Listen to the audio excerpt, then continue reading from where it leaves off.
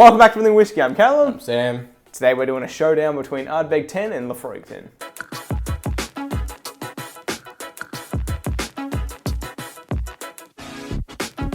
Alrighty, so we've been meaning to do this for a while, but at the same time, it's kind of hard because we have a clear preference, but that preference has changed like over and over again over the years. So I've got Laphroaig 10 in this glass, Ardbeg 10 in this glass. They're two of the most popular Islay whiskies, Islay scotches across the board. Yeah. Yes, there's going to be the Lagavulins and stuff like that, Bruichladics, but if you want to look at like an actual showdown, the ones that get compared or put up against the most are definitely Ardbeg 10, Laphroaig 10. So yeah, we'll start with it. First off is just color difference. Like the color difference is immense. Like the Ardbeg 10 is so pale. I remember that was the first thing that struck me about it, was having a 10-year-old whiskey and kind of... It's almost clear. It's like almost water. Yeah. But yeah, it's a weird one. So Ardbeg 10, a little bit more savory barbecue for us, and the Laphroaig is going to be a little bit more on the seaside, briny, fishiness. What's the proof on these? I think they're both 40, aren't they? That's 46. And this is 40. Is 40. 45, I'm pretty sure, in America, by the way. In Scotland, or 43 at least. There's no way. No, we get gypped left, right, and centre. It's just. I thought it was just bourbon. No, it's just a constant run around for Australia. Yeah, that's sick. But yeah, so. I mean, what are we comparing it to though? Like, how are we going to decide? We'll just give our notes and then say which one we like better. Because they're both the same price, or around the same price. Pretty much. Like, it does vary. But yeah, I don't know. Cheese. I get like Cheetos, like cheese and bacon balls in this. Always have. It's a lot of barbecue. I get like the oil out of tuna. Like the tin tuna out of Laphroaig. Yeah, the Ardbeg's just like, I don't know. It's just so savory, barbecued, so much salt. I don't know if anyone's ever gotten that before. If you have, let me know, because I feel insane for getting that. But I got a weird roast capsicum flavour. Out of Ardbeg. Charred. Laphroaig's very nostalgic for me, at least. Yeah, no, me too. Being one of our Ardbeg is as well. Every time I smell it, I just imagine myself at like a seashore in Scotland, just sitting there on like those rocky beaches or something like that, just sipping this. Yeah, just on the I've never coast. done that. We probably should. Well, that would be such an amazing experience. I just want to go like distillery hopping, just all the Islay distilleries. Yeah. We also want to do the same in America and stuff as well, but I don't know. That'd be sick. Lots to do. It's so, like, it's briny, but in a completely different way to that. Like, this is so salty, like salt water, but not like seaweed. Like, that is like nori. Yeah, like this is like fishy seaweed with tuna brine almost. Yeah, this is like just seawater. It's like you're cooking. It's like you've got a campfire. Someone's eating like cheese and bacon balls next to you, and you're cooking up like a barbecue on the campfire of like, roast capsicum and stuff, and a bunch of meats. I don't know. Someone's opened a brand new esky and it's still got that kind of plasticky smell. I don't know. Such a weird note, but I totally agree with it. It's like, like just that scene. That's an icebox for anyone. I don't know if eskies... Is that not a universal thing? I think it's an icebox universally.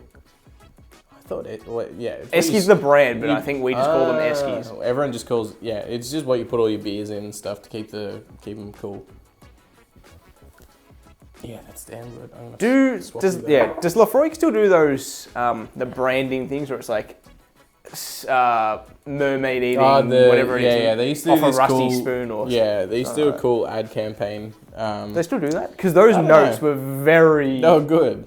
They were on point. They were ridiculous, but they were on point. Making out with a cigar smoking mermaid or something like stuff like that. It was that's so different. This is sweet.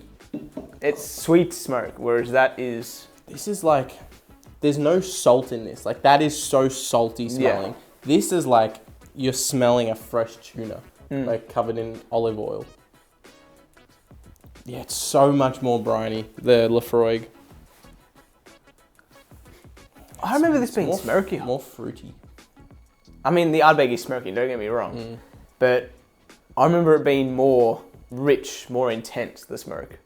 Yeah, well, it's more salty barbecue intense, and this is more briny, fishy intense. That peat funk, I just love it. It's so funky. It's actually really spicy on the nose. Yeah, that's what I mean. It smells salty to me. Yeah. Like it's got this kind of kick. Oh, Jesus, this is so briny. Like it's fully seaside. It's like you're smoking a bunch of fruits and fish at the same time. It's like you've got a massive trout directly on the coals, and you kind of got like char grilled mango and stuff as well. It's got this weird like sweet, fruity, but really deep brine as well.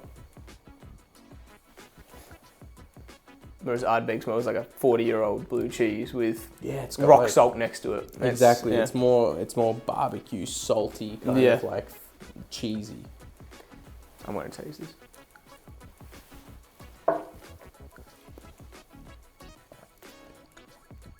Same with the taste. Smoother, less bitey, salty, spiky. Yeah. It's a bit more buttery. It's definitely it's more like oily. It really is like you're kind of drinking a little bit of a sardine brine.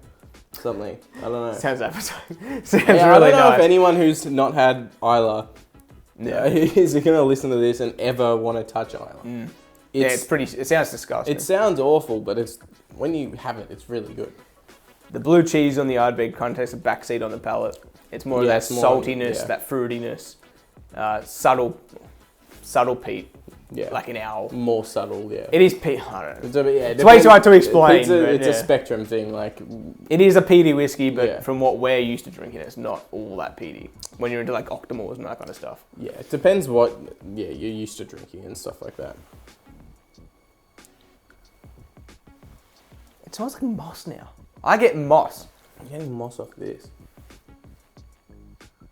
And a layer of sphagnum moss and a roast trout on top. Like directly sounds bad. And then wrapped up in banana leaves and like put on direct coal fire. This is smoother and just so much more briny.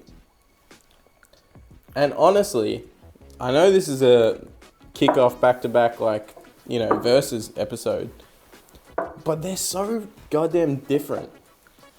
Yeah. They are not similar at all for me. Like if anyone, I reckon if I stopped drinking whiskey for 10 years and someone blindfolded me and made me pick which was which just off the nose alone, I reckon I would get it right every 10 out of 10 times. They're just so distinct. Like this is so distinctly salty, barbecue, cheesy. Yeah. And this is so distinctly kind of fish. Oily, briny, fishy seaside. Like they're just so different. Yeah, they're not really a direct comparison. No. But they are the two big rivals. Kings of Islay. So it's it's hard to discern which is better because they're both good for different reasons. Yeah, exactly. They hit different areas of the Islay category. It's just definitely going to be more preference. I reckon, if I'm going to try and be objective, which is pretty much impossible when you're talking about taste, but I would say that I reckon Ardbeg is probably more challenging because of the higher proof and the spikier, I agree with that. Hospital-y flavors. This is more generically smooth. Still nothing there that's tame, but it's just got a smoother experience. But yeah, neither of them are something I'd ever recommend to someone who's, hasn't had whiskey before. For me, I'm still running with Ardbeg as my preference. I agree, yeah. I do enjoy Laphroaig. Yeah. But Ardbeg's just so much more enjoyable for me. Yeah, it's just the flavour profile I prefer more. It's more interesting. Even the Ardbeg lineup, in terms of the different whiskies they have. Yeah. All of them are a lot more interesting than Laphroaig's. Laphroaig is a PX, are harder to get as well, and they seem to be more expensive. Ardbeg, their lineup seems to be a bit more accessible. And they're always in stock. Availability. Yeah, exactly.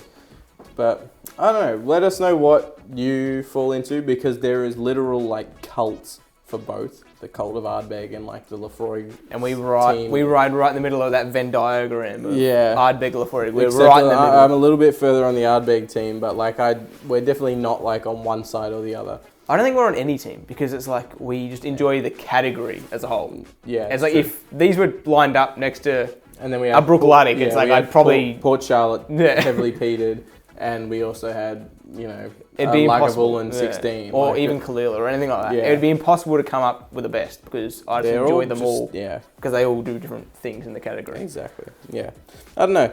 Let us know your preference if you align to any of these, denominations, we'll call them, I guess, because everyone gets so heated about it. But yeah, which one's your favorite? Let us know what would be another kind of like versus pair to do, because we think we'll probably do a bit more of this, do a series of them. But yeah, let us know what to do next. Otherwise, if you like this episode of Everything Whiskey, leave us a like. If you want to see future episodes from us, maybe consider hitting that subscribe button. If you do, we'll see you next one. Cheers.